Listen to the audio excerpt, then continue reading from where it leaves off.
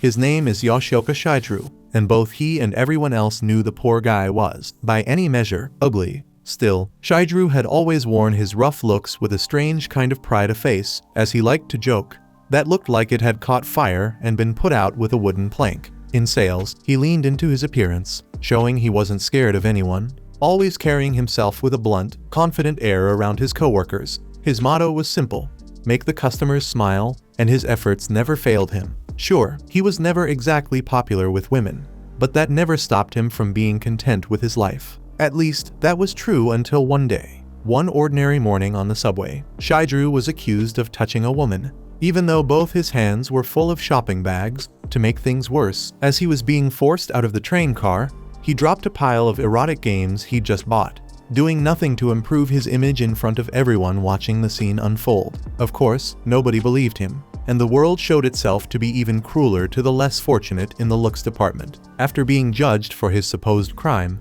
Shidru was hit with a 300,000 yen fine. He took the blame, feeling like all he was buying was time in the courtroom. Either way, his life was now in shambles. He was fired from the job he'd done so well, and things only got worse from there. Years later, the woman who'd accused him was eventually exposed. It turned out she made a habit of pretending to be a victim in these situations, maybe because she simply didn't like ugly guys with sewer breath. Because she was underage, all she got was a restraining order. Shidru was furious, but there was nothing he could do. One day, as he wandered through a park with his head hung low, he saw a kid in a wheelchair getting bullied by some punks. Watching the scene, what once had been a point of pride, his ugly face now felt like a curse, a torment. The trauma from that false accusation haunted him, and he could no longer have a normal day. Before he realized it, he'd shrunk into a clumsy, awkward guy with a face no one liked and barely any social skills. Time passed 6 years. Just like that, Shidru Yoshioka became an unemployed recluse. He'd blown through all his savings and spent his days mooching off his parents,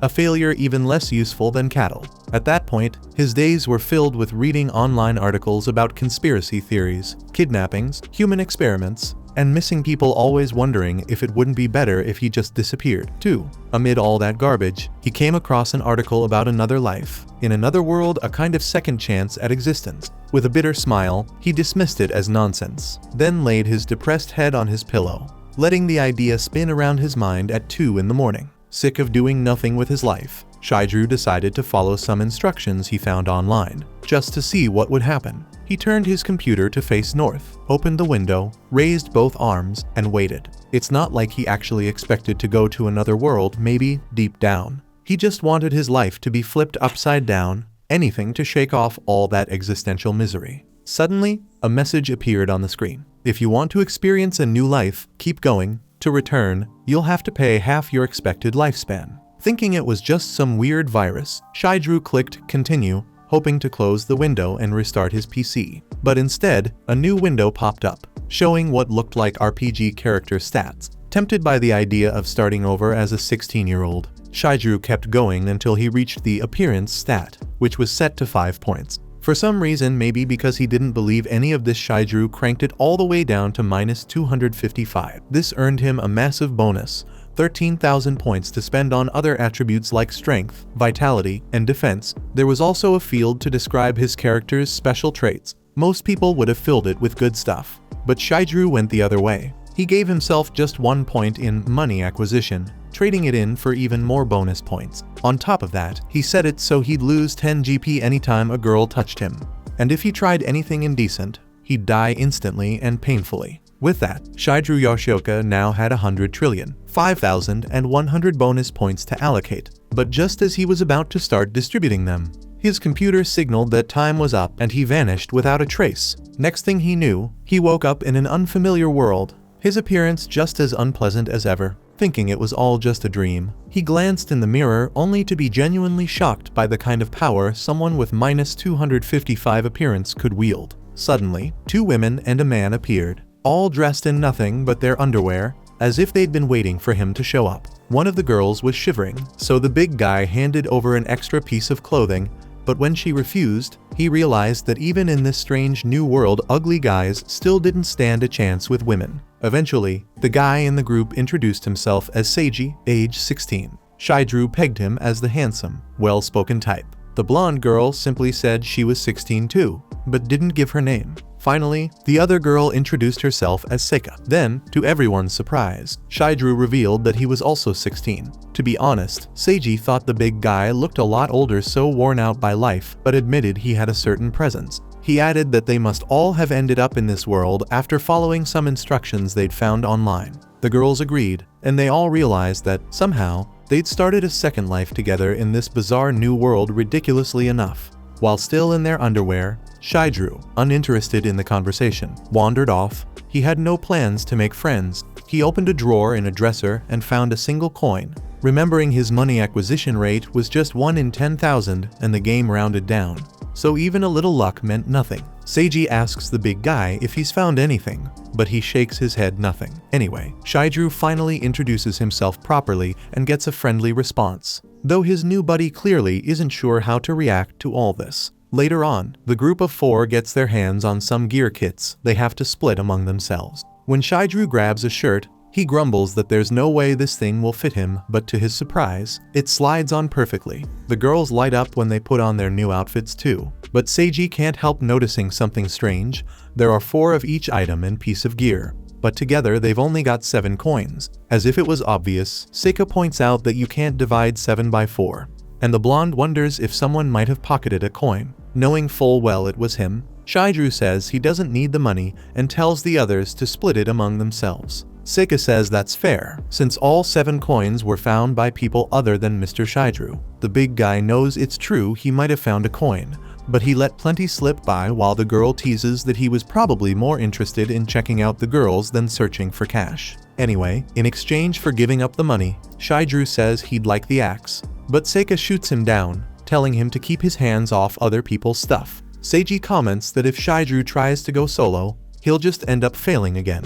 The big guy doesn't quite get it, so Seiji admits he's really talking about himself because of his own communication problems and selfishness. He'd caused trouble for others, but now, with this shot at a second life, he wants to overcome all that and try again. For that reason, he can't just ignore Shidru, who also seems to have trouble connecting with people. Maybe they can tackle this together. So, the 4 of them settle it with rock, paper, scissors to divvy up the gear. And after losing every round, Shidru is left with a staff. Seiji offers him a handshake, but Shidru instantly refuses. He's decided he doesn't want to get hurt in his second life, so he's going it alone. After all, he picked being the ugliest guy in the world in exchange for totally broken stats, so the possibilities are endless. As for the rest of the gang, Seiji suggests heading to the city of Iria, which is the closest one on the map. He's still eager to invite the big guy along for the adventure, and, faced with no real choice, Shidru tags along. With everything settled, they open the house's front door, only to be met by a small creature. Seika practically jumps out of her skin, but Seiji steps up, delivers a brutal axe blow, and turns the goblin into a respawn. Playing the leader, Pretty Boy handles the mess and checks if his companion is alright, or so it seems. The chaos is far from over, as a whole swarm of goblins comes marching toward the reborn quartet. Acting fast, Seiji tells Seika to string her bow so she can fight from a distance, while Shidru is supposed to help the archer. At the same time, the blonde should cover the left, while Seiji takes the right. With the plan in motion, Shidru wonders what Seiji meant about having communication issues. Up front, the 2 fighters are taking down the monsters in their path, while Seika fumbles trying to string her bow, distracted and passive. Shidru just stands there doing nothing until a monster clobbers him from behind. Furious now, he fights back, determined to show off his strength. But his counterattack is actually weaker than the hit he took. That's when the big guy realizes that, in this world, size isn't everything.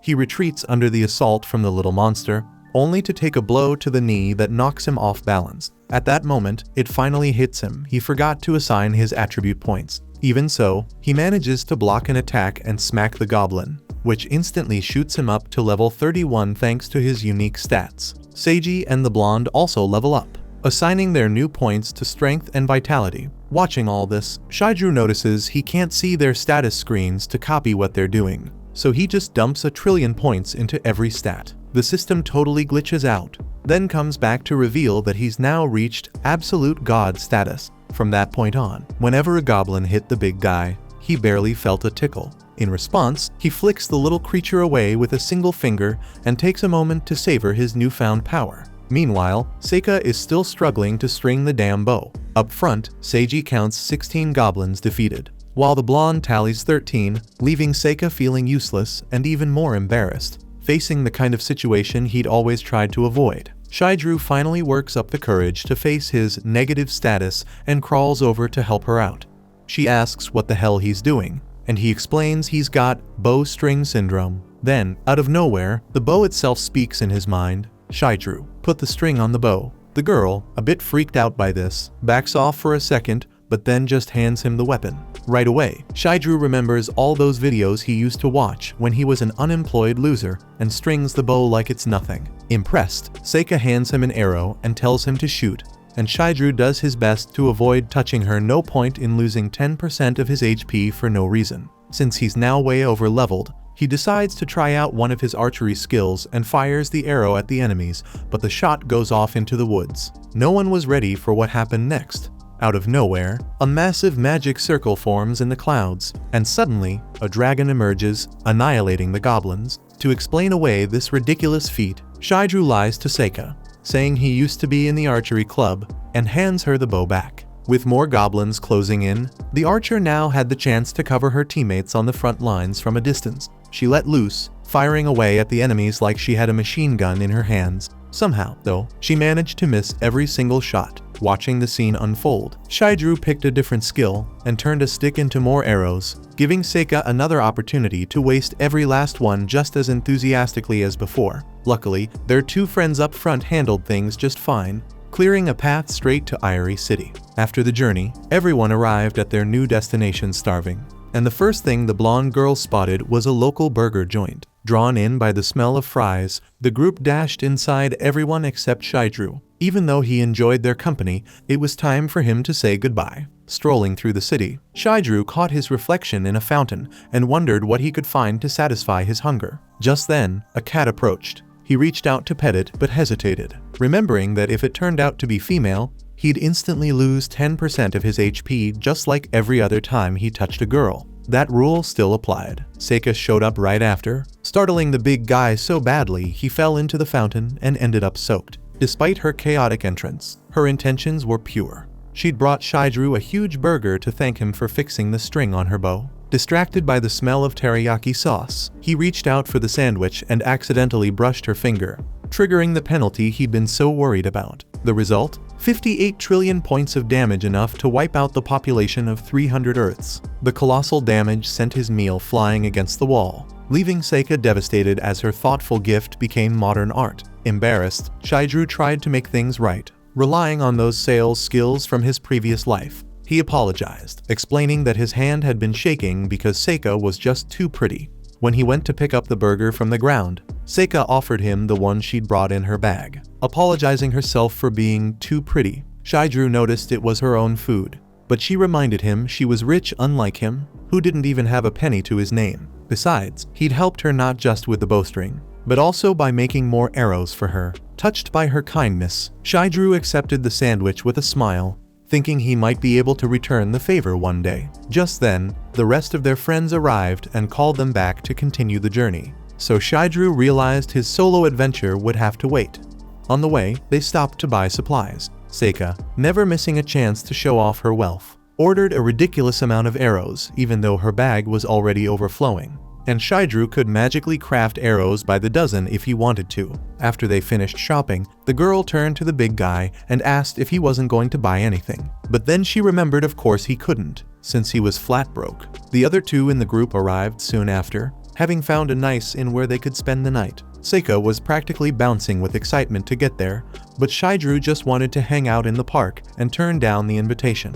So, the girl offered to pay for his room. He refused, insisting he couldn't accept, but Seika wouldn't let it go. She teased him, saying he was only refusing because the offer came from her. Flustered, he denied it, but Seika just took that as a yes, grabbed him by the shirt, and dragged him along. Realizing he barely felt her grip through his clothes, Shidru started thinking maybe he could use that to his advantage, even if, right now, he was kind of mesmerized by how forceful she could be. Later at the inn, while Seiji was busy counting up how much money the group had left, Seika and the little blonde were taking a bath. Shidru, lying on his bed, thought about how he couldn't afford to rack up any more debt. Sadly, he didn't have any money in this world. His earnings were slashed to 1/10 of what they should be. If he didn't figure out a decent way to make some cash soon, he'd end up stuck somewhere, which would be a disaster. Maybe even bad enough to make him want to go back to the world he'd tried so hard to escape. Long story short, he needed to act, and fast. The next day, Shidrew handed out all sorts of food to his teammates.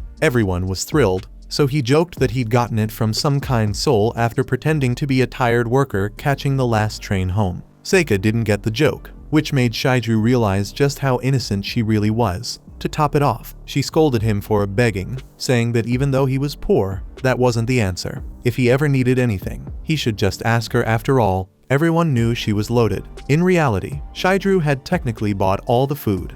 He'd figured out that the rules of the game here were a lot simpler than he thought. What he'd been doing was bartering. Using his sales skills, he cranked out a pile of arrows and sold them to the weapons shop, taking 40% of the price in goods. Once everyone was full, Seika pulled out the map to pick their next adventure. She admitted she'd love to explore more of the city first, but the leader reminded them that their income came first. Monsters didn't exactly pay out cash. His plan was to take the group to Arga Cave, not far from Irie, the town they were in. Seika was all for it, excited for another quest, but the blonde girl looked a little uneasy about the danger. Hearing they were headed for Arga Cave, a man walked up and offered to be their guide. He introduced himself as another reincarnated, just like the rest of them. The guy did a double take when he saw Shidrew, who just shrugged. Yeah, that's really his face. Anyway, the man pulled out 4 items he claimed could be found in the very first house you land in when you enter this world, and that they gave a one-time discount at the inn. Seika was amazed and wished she'd found any of those in her own starter house,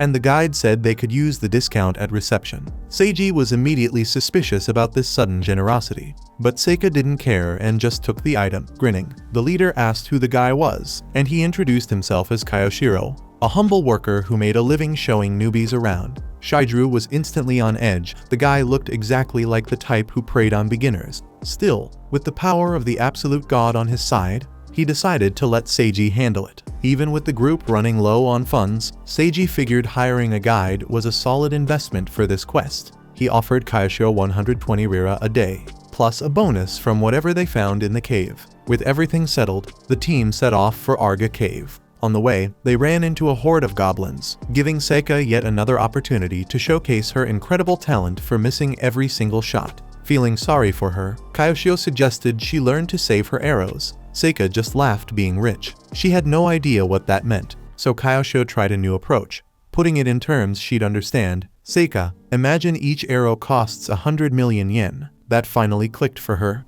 With that thought, she began to take aim more carefully and, at last, managed to hit a goblin. It was her first time. Riding high, she boasted that it was a piece of cake and declared that now, with her archery club experience, she'd even surpassed Mr. Shidrew. The rest of the group moved on to deal with the remaining goblins, leaving Shidrew behind, still wary of the guide. Even if the guy had just helped Seika out, his instincts as a salesman always made him suspicious of any business deal. As he pondered, he realized it was Kayoshiro who'd recommended those helmet lanterns they were all wearing, and they were clearly made by another reincarnator. Since nothing like them existed in this world, they could have bought torches, but of course, Seika insisted on spending 60 rira each on the helmets. Later on, during a break, Seiji and the blonde girl sparred to train. The guide advised Seiji to guard his wrists and use the weight of his weapon when striking. As for the girl, she needed to remember that her dagger's strength lay in its speed and lightness. Off on her own, Seika kept missing every single shot. Kayoshiro asked if Shidrew was going to join in,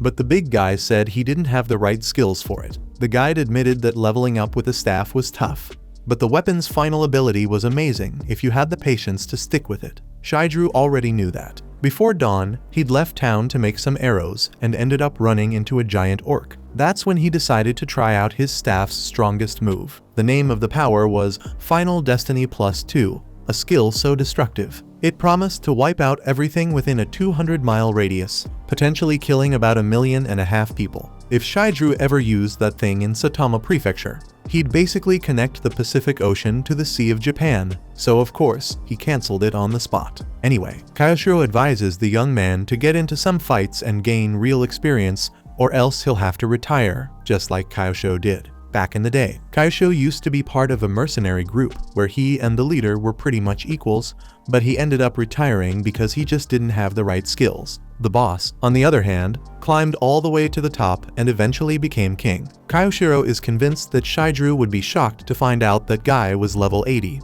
with an average of 160 points in every stat. In reality, Shidru thinks the guy's pretty weak, but his stunned expression makes the guide believe he's impressed. Eventually, the team makes it to the Arga cave, which looked just like some ancient ruin. Seika was trembling with fear at the idea of going in, so the blonde offered her hand to calm her down, which made Shidru wonder just how old this girl was. She acted like a kid, lighting up when she saw the limestone stalactites hanging from the ceiling. Kaioshiro, meanwhile, warned her to be careful that none of them came crashing down on her head, sensing his companion's immaturity. Seiji pulled a little trick to figure out Seika's age. He claimed it'd be good to know for the team's strategy, then asked her how old she really was back in the real world, revealing that he himself was in his 30s. At that, Seika admitted she wasn't actually 16 like her body in this world, she was older, 17. Shidru could hardly believe it, but Seiji pretended not to mind and asked if she was studying for college entrance exams.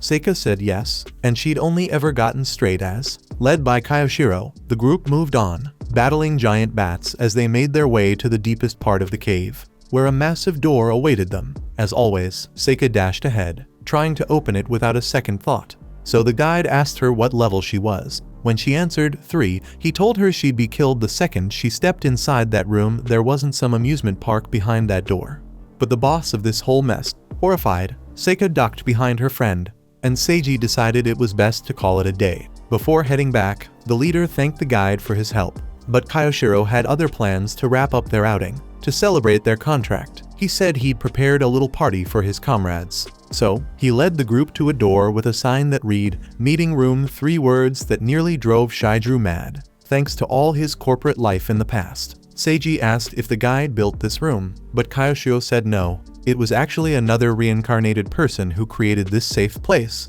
where neither monsters nor magic could break in. Once inside, Seika was blown away by the table packed with treats, and Kaioshiro encouraged everyone to enjoy this welcome party for the newly reincarnated. Shidru quietly used his detection skill to check for any drugs hidden in the cans, but figured that, even if there was, nothing like that would actually work on him. Seiji thanked Kaioshiro for the party, but said he needed to get back to town before sunset. Kaioshiro didn't push it. He just said he understood he only wanted to do something nice for everyone. Feeling guilty for brushing off the guy's kindness so quickly, Seiji changed his mind and promised to make the most of the moment. And so, the 4 of them sat down for drinks, while the leader couldn't stop crying over the fact that he'd suspected someone as nice as Kaioshiro. Seika chugged her whole can and immediately asked for another, making Shidru worry about his companions. He could use an antidote spell, but since that would glow, everyone would catch on right away. Wondering if conversation might counteract the effects, he asked the group what they used to do in their past lives. But that question obviously soured the mood, since everyone here had come to this world as a loser. Even so, Seiji broke the ice, puffed out his chest, and started sharing his story. When he was still in school, he got tired of everything and ran away from home to start his own company, Success Life. Shidru remembered having done business there, and the boss looked just like Seiji. Seiji recalled that one day, a salesman showed up at his company out of the blue, trying to sell him a ridiculously expensive copier. Naturally, he tried to bring the price down, but the salesman told him something he'd never forget. "I'm going to make you smile. I'll never let you down." He also advised the boss to work less and enjoy life more. That's what Seiji carried with him ever since, stressing less and doing more of what he loved. Still, he ended up going bankrupt after a failed investment in artificial intelligence. Because of that, he feels like he let that salesman down, betrayed his expectations. So, Seiji swore that in this world, he'd never make the same mistake again. Remembering all that, he mentioned that the salesman's name was Shidru and asked the big guy for his last name. Shidru's real family name was Yoshioka, but he lied and said it was Sasaki. Suddenly, the sleeping drug kicked in, and all 4 of them passed out. Kaioshiro returned to chain them up with his goons, only for us to find out that Shidru had just been pretending to be unconscious, and the feeling of being handcuffed brought back memories he'd rather forget. Either way, it wasn't him who made the first move. It was Seiji, who managed to stay half aware even after the drug. Obviously, the kid took a beating, given his condition, while his companion was just biding his time. waiting for the right moment to act. When Seiji realized Kyoshiro was a rookie kidnapper, he lamented that so many people who arrived in this world were already broken-hearted from their old lives, and just as they were about to get a second chance, men like Kyoshiro came along and snatched it away. Kyoshiro just agreed this was a world for losers, and it was easy to fool people desperate for a shot at redemption. Tired of all the chatter, the boss finally orders his goons to finish the job. That's when Shidru jumps into action. Pulling out his improvised skill, Pig's Leap. Using his weight, he launches himself forward and knocks the thugs back. Meanwhile, Seiji, who thinks Shidru is incredibly weak, suddenly finds himself at a massive disadvantage, so he vows to end his enemies in a single blow. The thugs ignore him and keep chasing their targets, forcing Shidru to step in again, this time with spinning attacks that make full use of his size and shape. According to the big guy, if these punks want to hurt him, they'll need to send in a woman. But the fight gets so close that it looks like Shidru's about to get beaten down. That's when Seiji reveals a brilliant light shining from his right fist. He says he once swore never to betray his friend's trust, and that he'd pay the price if he ever broke that promise. In exchange, Seiji was granted this extraordinary power, which bursts into a red glow whenever his anger hits its limit. Right then, Kyoshiro tries to strike Seiji with his sword, but Shidru blocks the attack with his handcuffs and tells his friend to use him as a shield while he gets his skill ready. In real life, Shidru always hated how good people were the ones who got the short end of the stick.